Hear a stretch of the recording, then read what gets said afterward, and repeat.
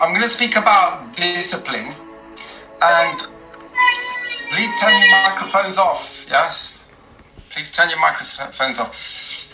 So, when we speak about discipline, like was mentioned in last week's seminar, it's to do with correcting, not punishing. In fact, I'll show you later the way I discipline the students. I don't use punishing methods. They're very close to punishment, but not quite punishment. I've got a little trick that I use, which I'll show you. When you're correcting a child, it's a little bit like correcting a skill. The behavior skills, it requires self-control. But when you talk about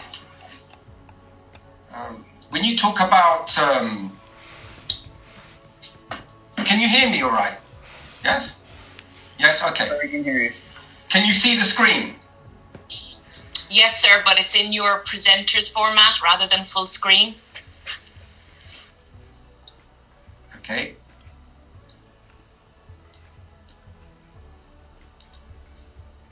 Can you see the PowerPoint now? No, sir, still in presenter's format.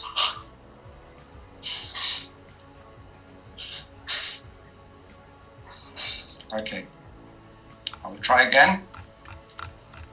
You have to try to show only the Yes. Oh, okay, I'll get it. Now it's okay, yes? No. No?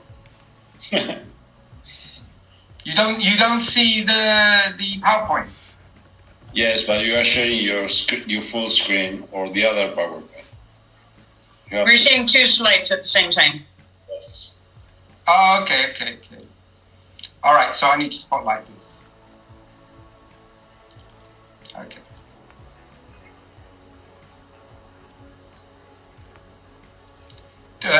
Do you see my face? Yes. Yes. Yeah, you see my face. Good. All right. Yeah.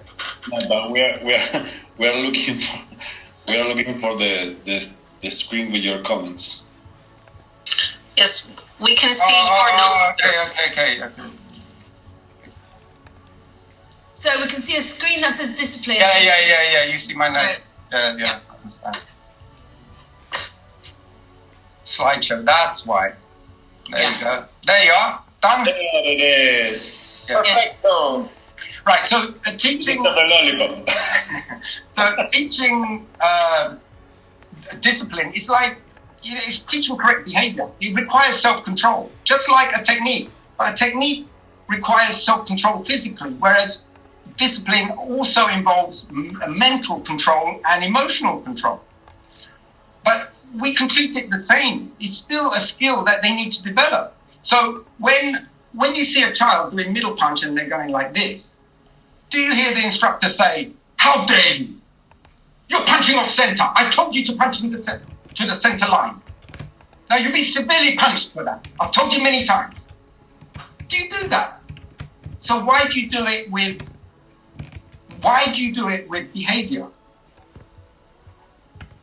You know, maybe you don't, but some do. Why do people do that with behavior? And my interpretation is this. Those instructors expect good behavior. They don't expect, they expect the attainment, not the development process. They're thinking, bring me the students that are well behaved, because the parents are supposed to teach them that, and I will teach them Taekwondo. Whereas I think differently. I say, bring me the kids. If they're badly behaved, I will develop them. You see?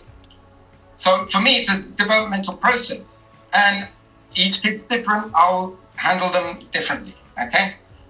So that's the approach. Yeah? Do you punish students for not doing low block properly? Now, when you're correcting, very often instructors say, don't do this, don't do that. Now, let's do a little experiment. We'll do an experiment. Don't think of purple elephants. Do not think of purple elephants.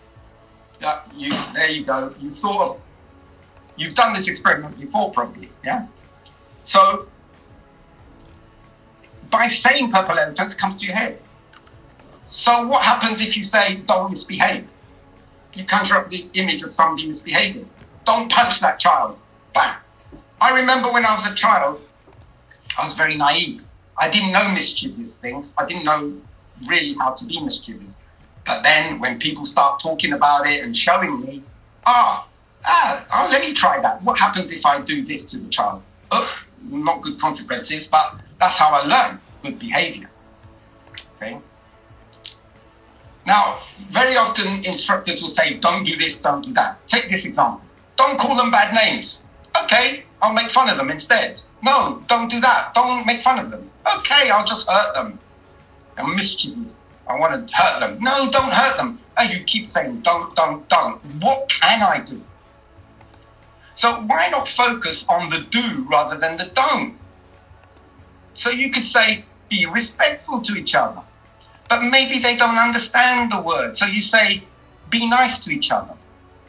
You notice that one do covers so many don'ts. Yeah?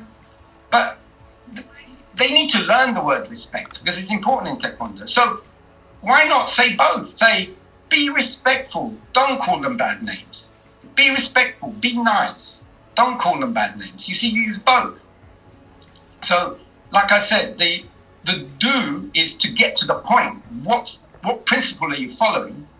And the don'ts help to give examples. So for me, it's fine. I say don't many times, but I use it as an example, and I use it with the do's as well. I put the do's and don'ts, together.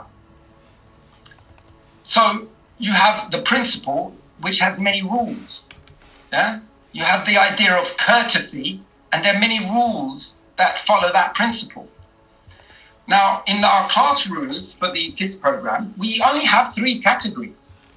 That the class be a learning environment, a pleasant environment, and a safe environment. And we do it with their language, you see. So we explain the rules when they're violated because that's showing an example. That's an example of the behavior we don't approve of. Now, if you think of a thing that you think that's a rule-breaking thing, like you're not looking at the teacher when the teacher's talking. Are they breaking rules? What happens if you don't look at the teacher? Maybe it doesn't distract the others, but it distracts themselves. So you could argue it's that, but it's a bit vague. Is it bad manners? Well, it's disrespectful to the instructor. But remember, some kids have ADHD and, they're not skilled in behavior, so you can forgive them. So they probably didn't mean to be. So it's a bit harsh to think that. And will it be a danger? Well, it can be a danger if they're not listening to the rules, and that's when I really want them to listen. So kind of, in my view, maybe it's good to get them to look at the teacher. But what about fidgeting? Don't fidget like this. They're fidgeting. Are they getting distracting anyone? Is it bad manners? Is it safe? Probably harmless. So why make it a rule? Okay. So anyway, we do get cases where they're not following rules and they could pose a danger or stop other kids from learning. So we need to correct the behavior. Okay. So sometimes you have to have consequences because it will be unfair to let them carry on. You'll say, I don't want to upset that child. Yeah, but then what about the others? The others are not getting that their education they thoroughly deserve. So what you do, you can do things to discipline them. I mean, just showing disapproval should be enough, and I find it's enough. The most drastic action I've ever taken with a child is this. I get them to sit down. So the child sits down and they feel, he's told me off and I'm a bad child and they get upset. But I don't do it that way because that's inflicting punishment. And punishment, you're trying to hurt them, to teach them a lesson. Well, if you want to hurt them and teach a lesson, get a whip. It's much more effective. You get a whip and that's more effective. I mean, emotionally hurt is just a different version of hurting them, but it's still hurting them if you're punishing. Now, this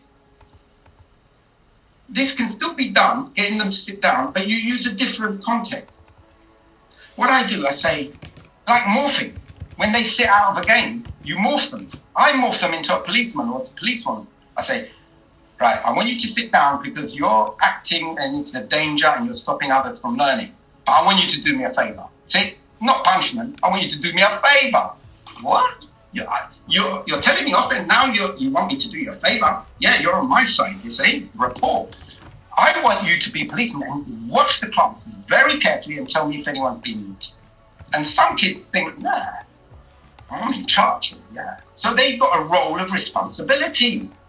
So instead of punishing them, I'm actually rewarding them with an opportunity because mistakes are good and they should be learned from.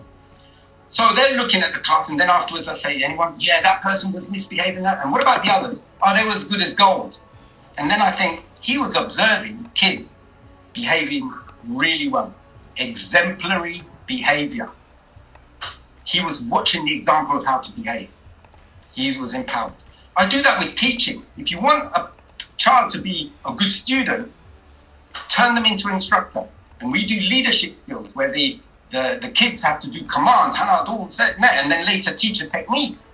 And then they realize, oh, if I don't understand the technique, how can I teach it? So they learn it. So when they're in the role of a student, they have more empathy and they realize what it is to be a teacher. And your words will carry much better. Okay? Now,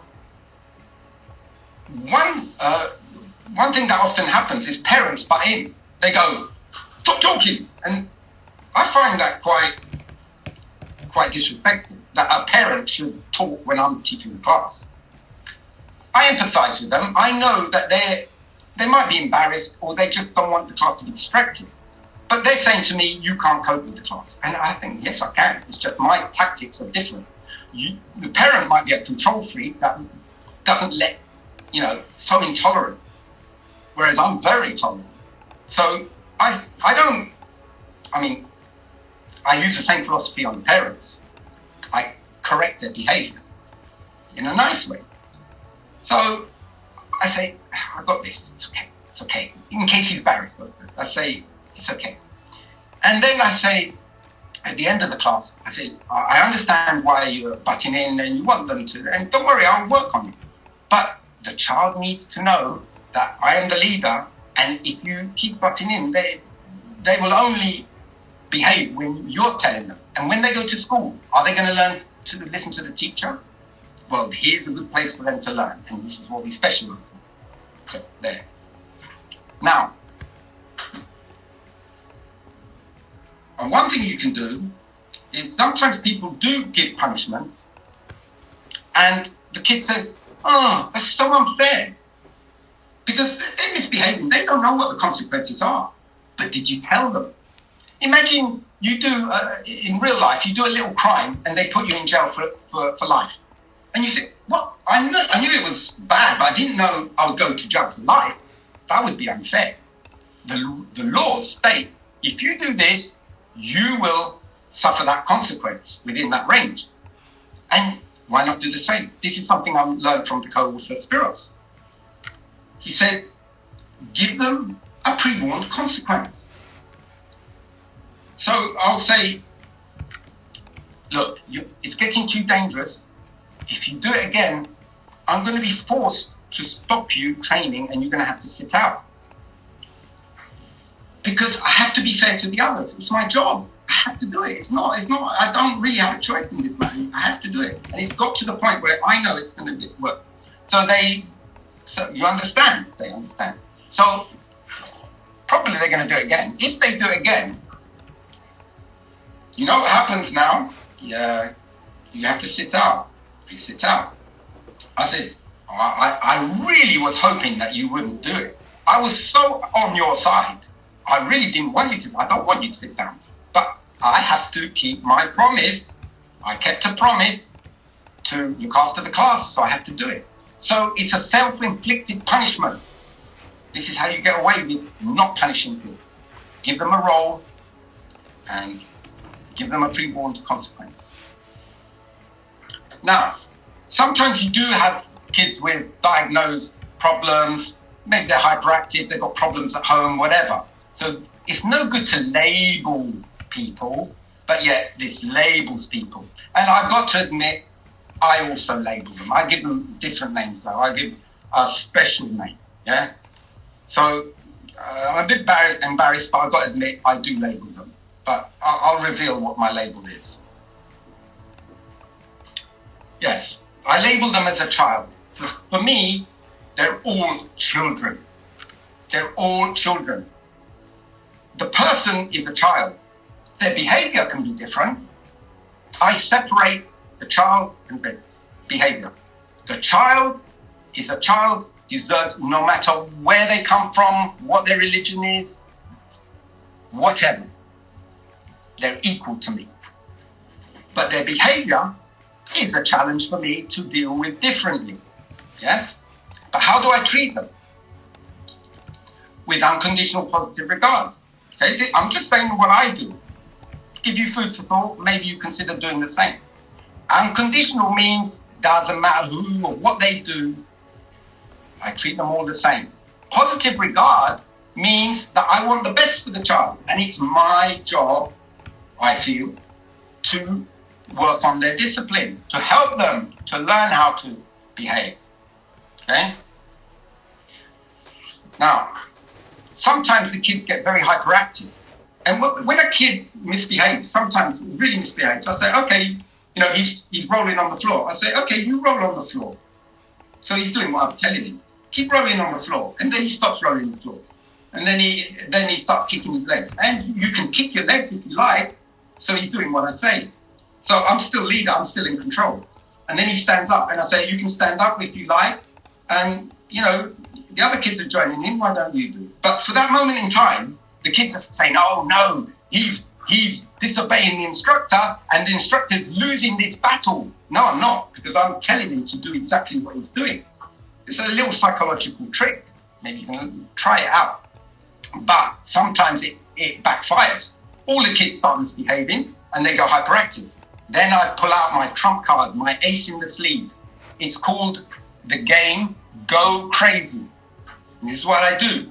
I say, right, we're going to play Go Crazy. They go, what is that? You can mess around as much as you can and roll around, jump, scream. But when I say chariot, you've got to go to attention stance. You see the extreme, from extreme chaos to extreme order. How much self-control does that take? The most they could ever do, yeah? Okay, maybe the emotional thing is not there. But there is one rule. Now, whenever you explain a game, this is the what to say. Always explain the rules. You're responsible for safety, and explain it clearly, step by step, what I said before. So, you say, right, you ready? Go crazy. They're all going mad. And then you say, chariot. And then most of them, chariot. And there's always one kid going, like that. But eventually they learn. And you play it enough times that eventually they go crazy. And then I know I got them. I've sucked their energy. And they're like, ugh. Okay, now sit down and listen to this story. And they're like, oh, no. So it's a really powerful tool. You should try it. Okay. But talking about discipline, I had a child, about unconditional positive regard. I had a child. She's a sweet girl, softly spoken, lovely when you look at her, lovely. But her behavior, you see the devil. Not really, just joking.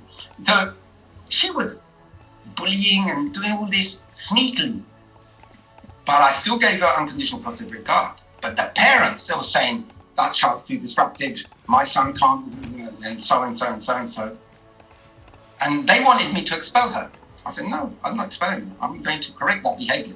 The day I have to expel a child is the day I fail as an instructor. So one day I spoke to the grandparents, and they say, I said, I never see her mum and dad. They say, she's been pulled away from her parents. So why? She says, wow, she was abused as a child by her father. So, right, that explains it. Horrible thing to hear. But probably, I thought, Taekwondo is probably the best solution. She loves Taekwondo, even though she misbehaves, but she loves it. I think inside she knows it's good for her. So she carries on training, she's improving. Yeah. You know, once there was a case where there was an adult, he was a hooligan, very violent in a gang, and he did a competition. I disqualified him straight away. He went, see, got the guy on the floor that was punching him, disqualified after 2 seconds. And the instructor said, we don't need these people in Taekwondo. And I turned around and said, no, they need Taekwondo. They should be in Taekwondo. We need to control them. And he did change. It's a really good story about him. Some of you actually might have seen him before. He did change. Taekwondo did change him. It's a long story, but it should be a book. Because when he did change, he realized he was a good opera singer. He became an opera singer. And one day he sang in the World Cup in Brighton. I think it was that one. He did sing in one of the competitions, opera singer. His life went from one extreme to the other. So Taekwondo can save lives. All right, going on with discipline. You probably heard this slogan, challenge the behavior, not the person. I was explaining it before. Yeah? The person, they're all equal, but it's the behavior part. It's like, you know, they're doing a low block, you correct that, you correct the behavior. Okay, so when you say you're naughty, what it's implying is that you're naughty today, I expect you to be naughty next week. You see, that's the problem. So putting a label, that's why Marcel Skerdo said last week, do not label. Okay, so you use the word bully. That suggests you're a bully, you'll probably always be, or for a long time. You'll probably be a bully next week. Is there another way to say it? Well, why not say something like, I use questions all the time. Why are you upsetting the others today? And you notice I use the word today. It's like, you're currently doing it now. There's no expectation that you'll do it tomorrow. You see? Much better way. So labeling can have an effect. Okay, I'm going to talk about attitudes. And in Taekwondo, we have characters which display behaviors. There's 5 characters that represent the tenets of Taekwondo. So I'd searched 50,000 names and came up with these. Courteous represents courtesy, and we explain what that means for in simple language. And then we got integrity, perseverance, self-control, and indomitable spirit. But you notice that they are multicultural. Okay, something that many programs didn't have at that time. Okay, and it's good to tell stories with that. I know there's, he's here today, Master McKenna, president of ITF England. He was speaking to me and he said, I use the characters a lot. I tell them stories. And then when something happens in class, he will turn around and say, what would Jabari do in this situation? He brings them to life. These characters are exemplary. They show the exemplary behavior. And we have a Taekwondo promise, but it's in language that the kids understand. It's like the Taekwondo oath.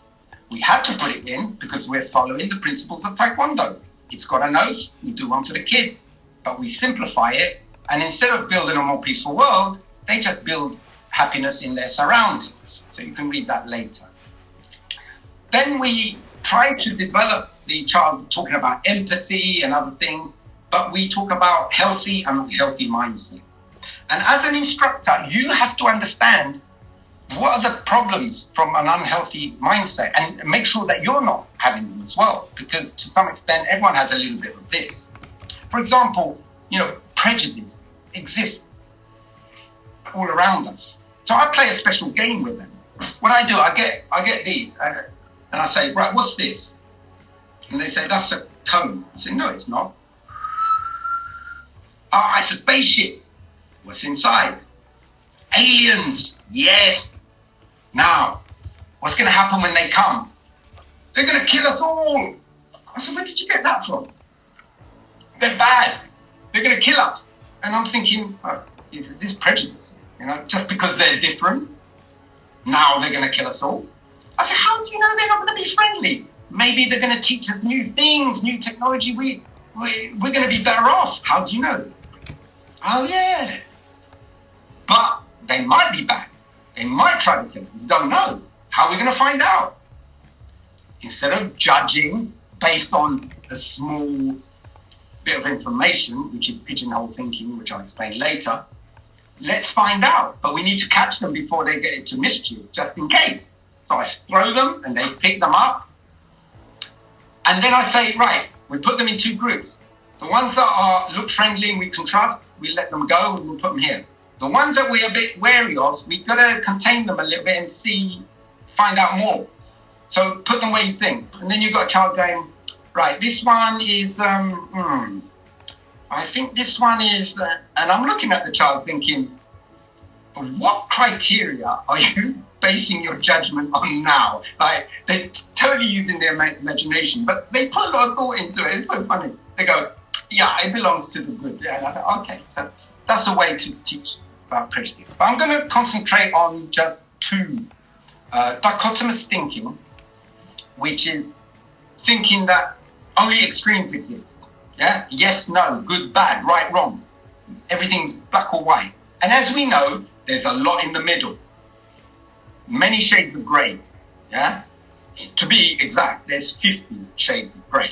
Okay, now there's a whole spectrum. Okay, so this creates a problem because if you say, is that person good or bad? They think, okay, that fits in with my thinking. They've got to be either one or the other. So that fits in. Whereas if they said that to me, I'd think, hang on, you can't just say that. I'm sure they're good bad sometimes and bad sometimes. Think about yourself.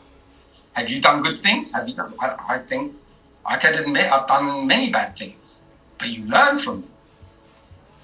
Okay, so that's dichotomous thinking. And pigeonhole thinking is what I mentioned before.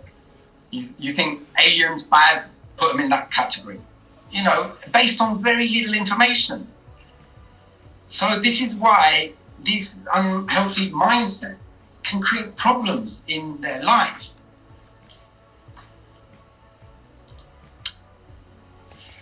So a healthy mindset is the things that are listed there. So try and find out about them. Yeah, I'm not going to go into detail because I'm running out of time. But critical thinking is something that Professor Dr. Gautier has been mentioning to me. And he was saying critical thinking is becoming a problem nowadays because, well, I'll let you explain. I'll get you to explain. Dr. Gautier, are you there? Right. So what I'll do, I'll stop the share, and we'll pass on to you if you don't mind. Yes. Hello, Dr. Professor Emerit of Psychology. Is that correct? Yes. And also the chairman of the Doe and Ethics Committee. That's correct. Yeah, please enlighten us a bit more, elaborate a bit more on critical thinking. Okay, you can go at the first slide, please. Right, have we got the slides ready for him? Has anyone got the slides for him, please? I asked for the slides to be ready. Yes, I'm ready. Do you have them? Do you have them yourself?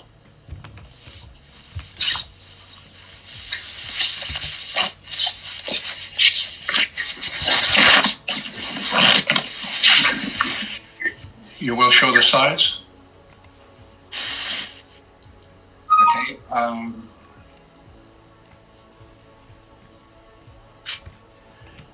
Okay, great. You can see it. Excellent. Yeah, good. Can you go on?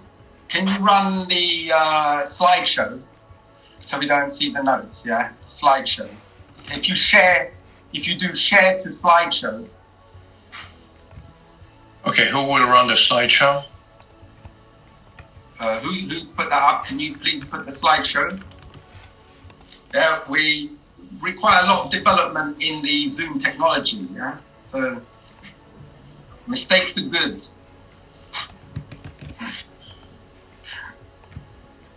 So, are you asking me to share my screen? If you've got it, you can do that. Yeah, do share slideshow. Yeah. Run the slideshow. And I had the same problem too. It behaves differently. You practice at home and it works, and then you do it again. And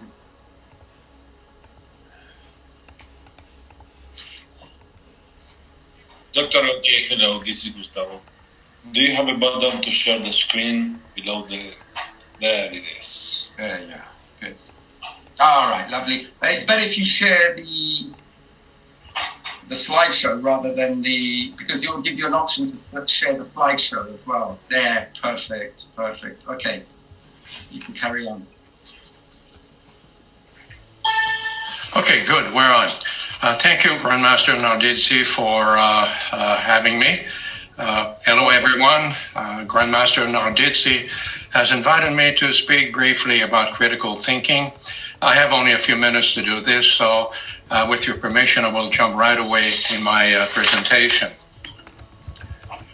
Let's start with what is critical thinking.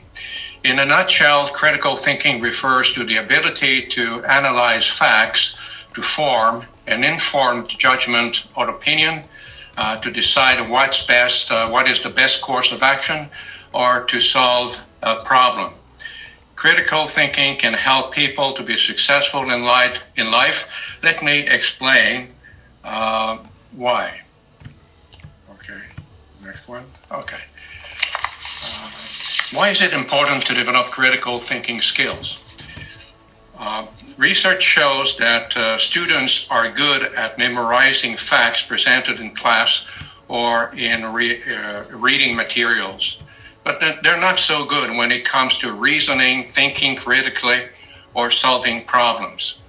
Those who lack critical thinking skills often assume that everything they hear is true, regardless of the source.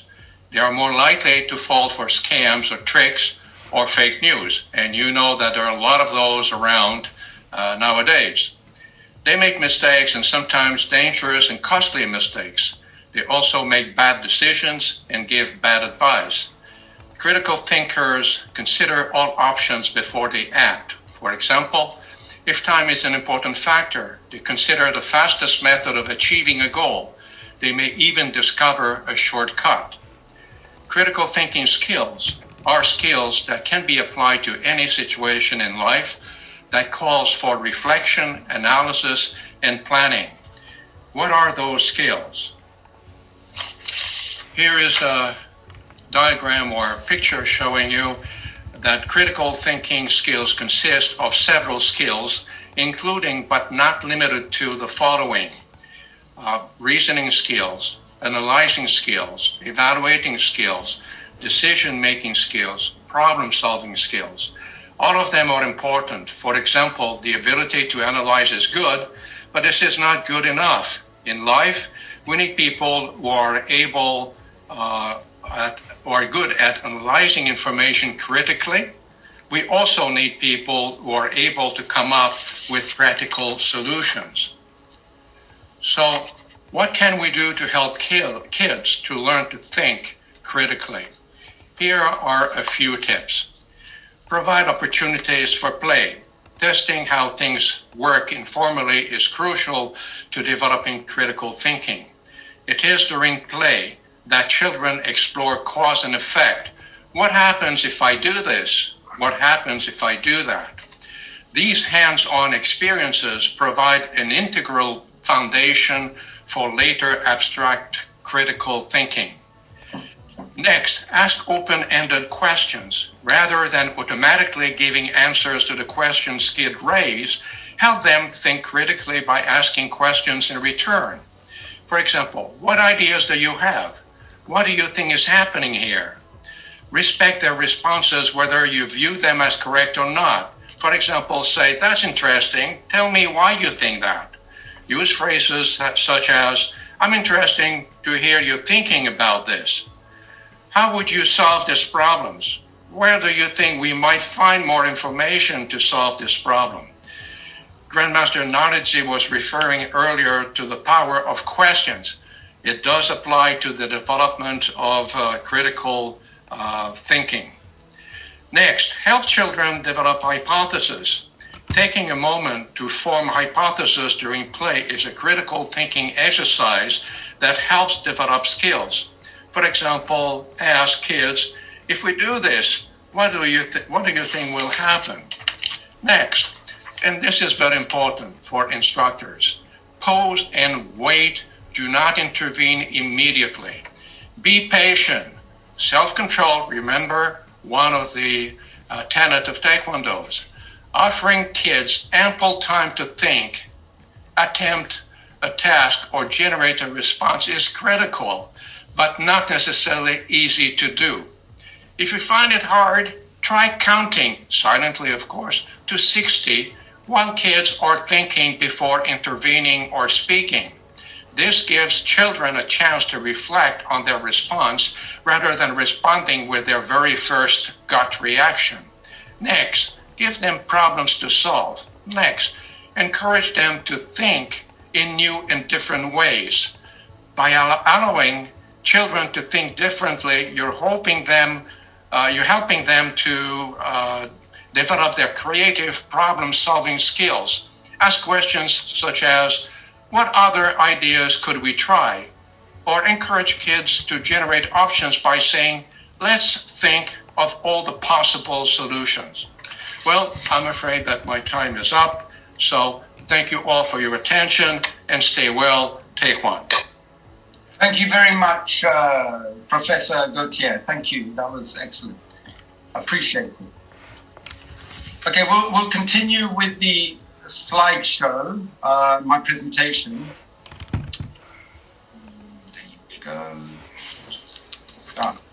You see it? Yes? We're back on my slideshow, I hope. Yes, sir. Good. Okay. So, we've covered critical thinking. So I'll talk briefly about the growth mindset, which is the attitude of accepting mistakes. You know, you grow, you learn from mistakes, as opposed to a fixed mindset where, you know, somebody thinks, oh, I made a mistake, I'm no good. So I've got a little game to illustrate some principles. You can play along. All right, which cup has the hidden ball? Now, the rules of this game is that you get 2 goes to find where the cup is. So, which number shall I pick? Well, we got all sorts of ideas, so let's just pick 3. Mistake. I always lose. I'm so useless. Every time I'm such a loser. Everybody wins and I'm always losing. I've heard kids say this. But it was random. You know, they attribute it to an ineptitude. You know, sometimes it's just chance. Sometimes it's because they can't do it. But still, if you think about it, we've got another go. And there's a 50-50 chance that you will get it right next time. Whereas before, you only had a third of a chance, 33.3%. So that mistake has given you information. It's not 3. So now you're better equipped to make the decision next time. And it's like that with skills. That's not how you do the kick. All right, so check that off the list. I've learned something. So now we should be more confident. And yet people very often get less confident from mistakes. But if you think of it logically and realize that mistakes are learning opportunities, you will feel more confident learning mistakes. You will think, yeah, great, I learned a lesson there. So which one do we pick now? 1, 2? Let's go for 2. Yes. But the thing is, even if you guessed 1 and you didn't get the ball, you were equipped with the information of, yeah, if it's not 1 and 3, it's got to be 2. So whether you lost every time, you still get the information you wanted, and it's learning.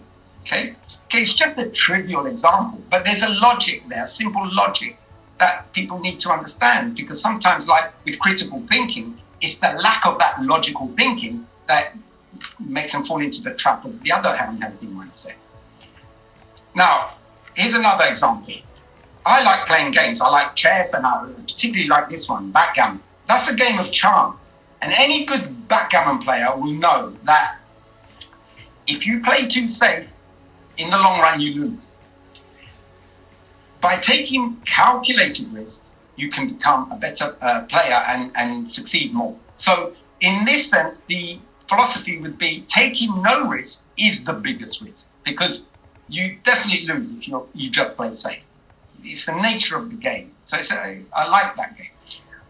Some of you played Mastermind, where you put colored pins that are hidden from the opponent and they have to guess which your formation, and they're fed information about whether they're right or wrong, how many you got right and wrong. Now, if you've played this game, you will realize that very often, if you do a guess and you get it wrong, either completely wrong or almost completely wrong, that information serves you the best than had you got more right.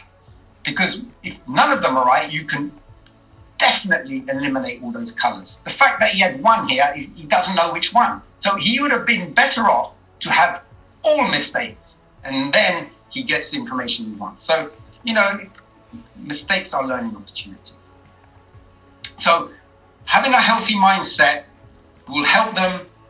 It will influence their decisions in the future, It will influence their decisions in the future. And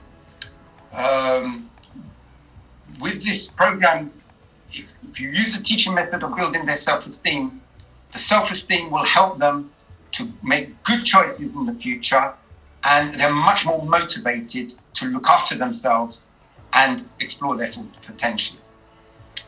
Now, to finalize, teaching the Do, they need examples. So during the class, if you see examples, use the characters. But we've got homeworks that deal with that, so you can watch that, okay? Now, I haven't got much time to speak about danger awareness, but there's 3 topics, and stranger awareness I spoke a lot about throughout the session. And we do, lots of homeworks and discussions to discuss the others, and we do a lot of role play. But that will be in the manual, which you'll be able to purchase soon. It's not ready yet, the new version, but very soon. And one thing about bullying, one thing I do, because sometimes parents come up to me and say, oh, my child's been bullied, can you have a word? One thing I do is I emphasize with them, get them to speak up, because one rule that we ask them to do is that if you're getting bullied, that they should report it. That's probably the biggest priority, if they feel really hurt by it. So, but the thing is, some kids get bullied and they feel very hurt. And I use this little strategy to give them a different perspective, like I did with a kid that was naughty and made him into a policeman. I speak to them for a while, explain what's happening. They explain to me what's happening. But at the end of all that, once he feels that he's got it all out of his system, I say, what about the bully? He says, what do you mean? Because he's got this mentality, he's a bully, labeled as fixed bully, this inflexible thing, and he's victim. And in order to eliminate this, he has to relieve the bully of that fixation so he can relieve himself of being fixated on being a victim. So I said, I wonder if the person that bullied you is getting bullied at home. What? What do you mean? Maybe his dad. He's a real bully and it really hurts him. And then he gets frustrated and then he takes it on poor people, innocent people like you, which is totally unfair. And it's not. But think about it. And I did this to a child and he got really empathetic. He said, actually, it doesn't bother me much. I think, he's probably really sad. And I thought, oh, there you go, cured. So, it's worth thinking about. Okay. Now, I said the kids program was developed by Express Pepper and I. We're kind of autodidacts, which means we don't read a book and then say, all right, I read this is the thing. We try to think for ourselves. We use logical reasoning and we talk for hours and hours. And a lot of the stuff that we come up with is from that. But, I occasionally look at books and say, that's going along the lines. And if you heard Marcisqueiro last week, he's pointing out a lot of things that are balanced. So he's great, and Master Santaniello, great supporters of the same philosophy that we're teaching. So that's really good. So I'm glad to be part of this team. So I haven't got many references because the biggest reference I used was a dictionary, but I've got some references to where I made little quotes, and this book's really nice. I Am Right, You're Wrong, by Edward de Bono. That's quite a good one on mine. So I like Edward de Bono's books. Okay. So if you've got any questions, Kids Seminar, ITF, TKD.sport.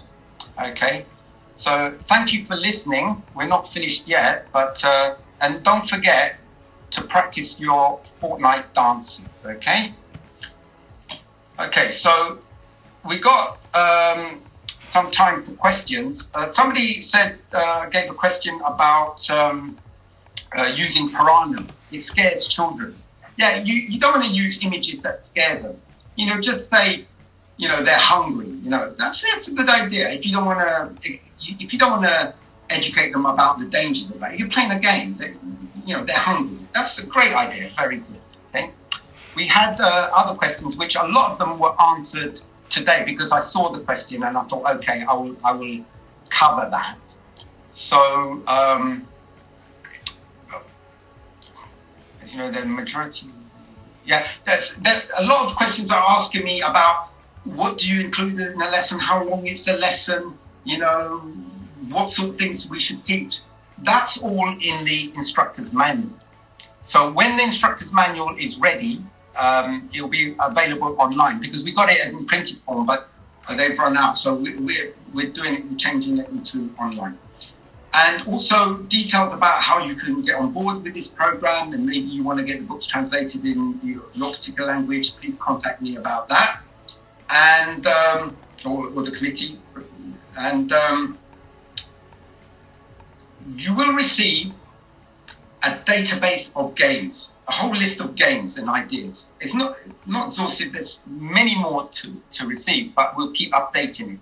So you can receive that database of games. And you will also get the PowerPoint presentation, which I'll abbreviate. Okay, so I'll abbreviate that. Has anybody got questions? Can anyone type up a question you have right now? Because we do have 10 minutes. So just put it on the chat to everybody if you have a question. Now, the kids program, as I said, is will you be advising the new balance ready? Yes, I will be in contact with you. I'll send you information packs after the course to keep you up to date. Because this course came really quickly and we couldn't catch up with ourselves. Sir,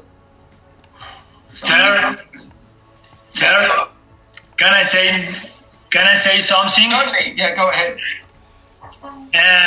It's very, very good observation regarding the piranha provocates, scare in the class, in the middle of the class. Yes. Okay. All right. Thank you. Yeah, as I said, it was good. The instructor manual. I will give you all the information you need. I will send. I see loads of questions coming in. I'll do my best. I'll get the copy of the chat, and I will try to answer you by email. But you will get information. But I send it in bulk, so please be aware that it will go to your spam mail. So check it every now and again. Let's see. Marketing. Yeah, it's Taekwondo. Life or is TKD or life skills? No, it's Taekwondo. The reason why you think maybe you think it's life skills is because we did a lot of the theory. The Taekwondo part is a lot in the practical. When I teach a class, it's 90% Taekwondo or coordination skills. Yeah, the do and the thing is only a small piece, and usually I do it at the end, or the danger skill. So it is Taekwondo. We do lots of games and activities, and a lot of the time they're just playing and they're learning a lot. Online, to do online classes, people asking, like I said, keep your creativity and get ideas. What I'm trying to do is develop a community. Please go on our social media. We have, I would like to thank Sylvia Moraes from Brazil, who's our social media manager, and she's doing a great job bringing stuff out. So all of you, after this course, please click on the link and she'll keep you updated with things as well. And contribute, share ideas. This is how we grow as a community. What do I need to next to complete the certificate? Okay, this was we used to just do a 2-day course and you get a certificate and you're qualified. But because you haven't done much of the practical, you need to do 2 workshops. Now, thankfully, in the IICs, they're reintroducing the seminars. So sometimes they'll do inclusion, harmony program, and sometimes the kids program. So it'll be probably a 3-hour workshop, so you can attend those as well. Or we're going to do other online physical workshops. So you only need to attend 2, and then there'll be an examination. Okay, so we're going to be doing examination from now on. How do you explain the value of kids program approach to a parent? Expect them to talk traditional martial art. There is scope to teach traditional martial art. If you watch my teaching, it looks like traditional. What's not so traditional is the psychology part of it. You go to my class, they're doing regimented, but I'm doing the like the giants with the really young, 3 to 5. But the 5 to 7, they're doing regimented stuff because they love it. If they were a little bit uncomfortable with it, I'll keep them in the other class. Yes, there is videos backing up the games. We have on YouTube, on the kids program YouTube, we have Game of the Week. But we haven't been getting many entries lately. Please submit a video of a great game to us and we will put it on the video. We want to develop a community. And, you know, with the changeover of leadership in the ITF, things need time to get moving again. But so we want to build that community. Okay, so somebody's posted that. Good. I did not get the login. Apologies if you didn't get the login, but I have a system on MailChimp where it confirms that it's been received. Now, it's possible that you didn't get the login because it gets deleted. You have some special security where if it's banned, it just automatically deletes it. And the thing to do is to somehow go into your security settings and say, if it comes from Kids Seminar, accept it. So that's what I suggest. But I sent it 3 times each time because I didn't want anyone to be missed out. Yes, there is an established lesson plan. It's in the manual. Not established, it just gives you ideas. I don't like to do prescribed, like do this, do that. Maybe we could do one for people that really need that help. But we give suggestions how to structure it and give some examples in the manual. The YouTube channel name, I am not sure actually. It's TKD Kids. I should know, but I don't know. Yeah, somebody's done it there. If you could. Okay. Let's have a look at some more questions. I might have skipped some. Let me go back a little bit. I would like to know what is the project for kids games internationally. Well, the kids program, some countries have translated the book and they're using it there. And the plans are to get a website for it as well to make it more interactive. We want to get more countries involved, but it has to be translated properly. So it's copyright. You can't just take intellectual material and translate it and sell it. No, that's illegal. It's a crime. You have to ask permission from the authors, and we need to check the translation because we want to make sure there's no false education there. How can I get a shy kid who don't want to do exercise more confident? Well, by building their self-esteem. You see, all the things I was saying today, all this psychological feedback they're getting, it's all about don't get beat up on the negativity that you're getting. You're building a strong shell to defend against any negativity that goes in, and they start believing in themselves. And by keeping things simple and by doing games that they have fun, they will actually learn skills, and through progress they actually build confidence because they can notice the skills. The secret is not to do too much praise, because too much praise, they soon cotton on that it's sounding a bit false. Oh, I'm very good, very good, very good, very good, very good. But you think I'm good. What about I think? Listen to this strategy I use with the kids when they go to a competition, because it can be traumatic for them. And some kids are not ready to compete, but they're thrown in there. I encourage my kids to compete because of the experience, the learning experience, and the losing and the mistakes are part of the learning idea. So when a competition finishes, they're in my class.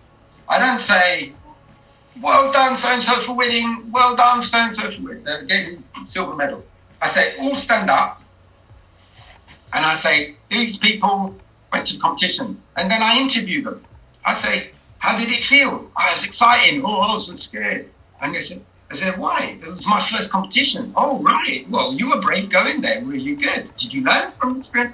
Yeah, I learned. I've got to train harder. And it's all about their opinion. Because what instructors do too often is, I think that you are like this. I think that you should do this. It's I. The kids have an opinion too. They are adults. And they're adults. They're going to grow to adults. They are people. Yeah? So you've got to respect them. So by talking to them and finding out what it means to them, you're showing that respect. And then in the end, I go, did anyone win anything? Yeah, I got gold. Okay, good. That's a bonus. Oh, yeah, I got silver. Oh, good. Yeah. I mention it because it's worthy of mention. And I say, you see, and this is promoting the developmental process. I say, see what happens. This guy got a gold medal, but he's done many competitions. And I bet you weren't so good at the beginning. No, I lost my first one. Yeah, but you learned from your mistake. That's what I want you guys to do. See? Just the diagram explain them. No, the videos showing the games has explanation of what the skills are for and that. But there's not that many. We will create more. But if we get interest from you guys and we build a community, we will do a lot more. You know? Okay. Okay, I think we will stop there. We bang on time. So, Grandmaster Viola, do you have anything that you want to say before we go? Grandmaster Viola? Yes, I can listen. I can hear you. Yeah. Well, would you like to say anything before you go? Am I still sharing my screen, by the way? I don't know. Well, I can be very, very short. Yes. It was a fantastic experience over the last 3 weeks. Thank you. My sincere gratitude and compliments to all of you, Master Medici, Master Santaniello, and Master Izquierdo. Well, you know that I was also in some of your courses all over the world, and I think it is a restart from my point of view for the Kids Development Committee, and we need more of this. For me, it's very clear because we educate our future society. I mean, we educate our kids, and we have a lot of responsibilities to do so. And we also have a lot of opportunities from my point of view. So it is a challenging situation, of course, especially at this moment, in the uncertain time of the pandemic. But it is very much motivating to have you have listened to you and your team in the last 3 weekends. I hope we can do more. I know that you do the same seminar in Spanish language very soon, in beginning in March, when I remember well. And it is, as I said, a good restart, and we need more about this. So again, my sincere gratitude and thank you very much to all of you, and stay healthy and safe. This is my message to all. Thank you very much, Grandmaster Viola. If you would all stand up, we will do the traditional bow to each other. So we'll go in reverse order. So to the 3 speakers, Chet, Kyun. To the Grandmasters, Chet, Kyun. And to the President, Grandmaster Viola, Chet, Kyun. Thank you all for watching. Thank you. Thank you very much, Grandmaster Nardici. Well done.